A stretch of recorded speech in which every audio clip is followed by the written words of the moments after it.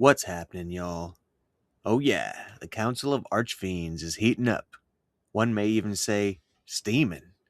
What will they choose? To war or not to war? That is the question.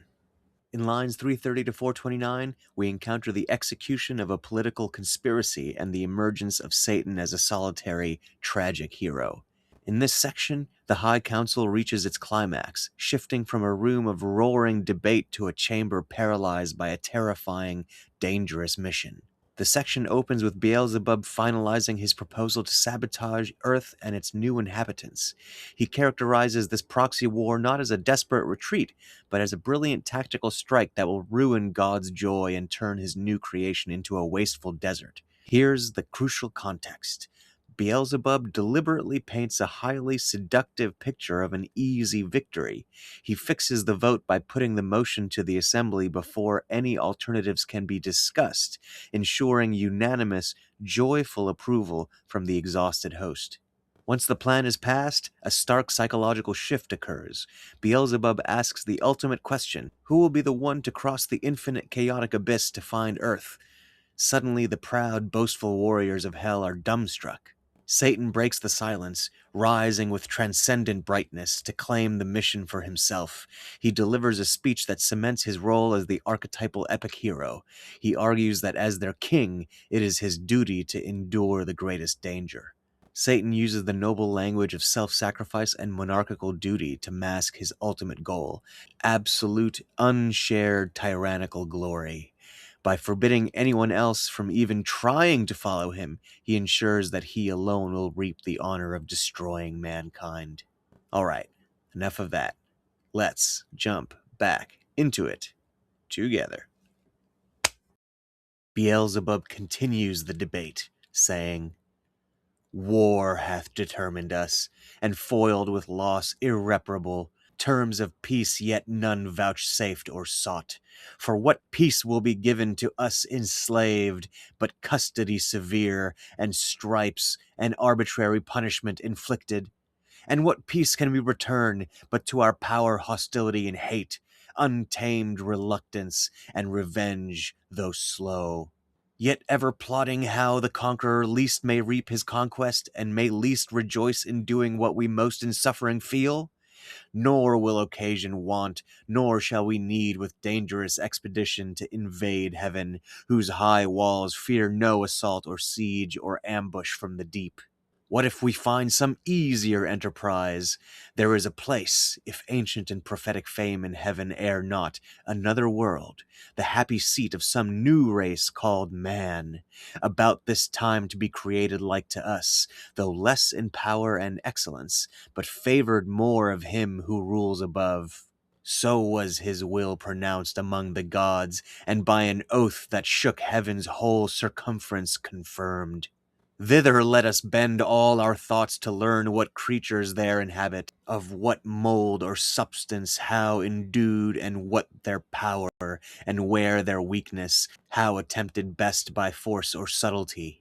Though heaven be shut, and heaven's high arbitrator sit secure in his own strength, this place may lie exposed, the utmost border of his kingdom, left to their defense who hold it. Here, perhaps, some advantageous act may be achieved by sudden onset, either with hell fire to waste his whole creation, or possess all as our own, and drive as we were driven, the puny habitants, or if not drive, seduce them to our party, that their God may prove their foe, and with repenting hand abolish his own works. This would surpass common revenge, and interrupt his joy in our confusion, and our joy upraise in his disturbance, when his darling sons, hurled headlong to partake with us, shall curse their frail original and faded bliss, faded so soon. Advise if this be worth attempting, or to sit in darkness here hatching vain empires. Thus Beelzebub pleaded his devilish counsel, first devised by Satan, and in part proposed. For whence but from the author of all ill could spring so deep a malice, to confound the race of mankind in one root, and earth with hell to mingle and involve? done all to spite the great Creator?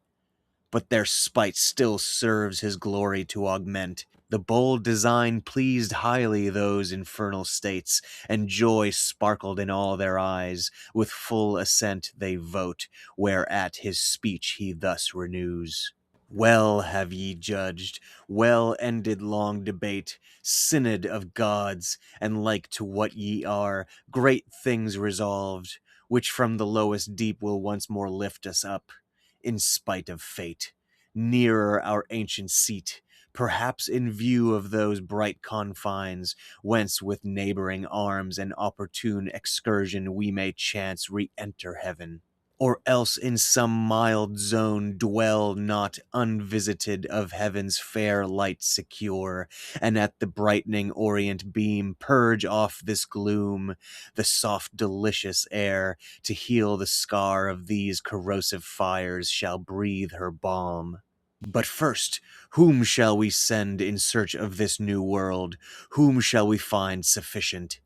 Who shall tempt with wandering feet the dark, unbottomed, infinite abyss, and through the palpable obscure find out his uncouth way, or spread his airy flight upborne with indefatigable wings over the vast abrupt, ere he arrive the happy isle?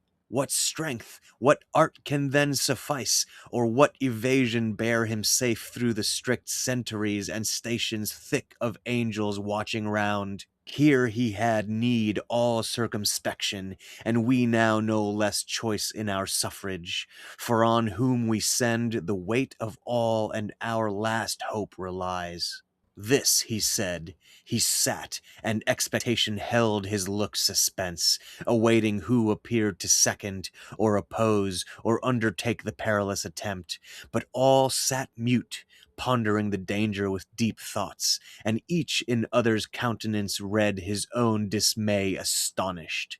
None among the choice and prime of those heaven-warring champions could be found so hardy as to proffer or accept alone the dreadful voyage, till at last Satan, whom now transcendent glory raised above his fellows, with monarchal pride, conscious of highest worth, unmoved thus spake. Dang. That's all for today. Until next time, ciao.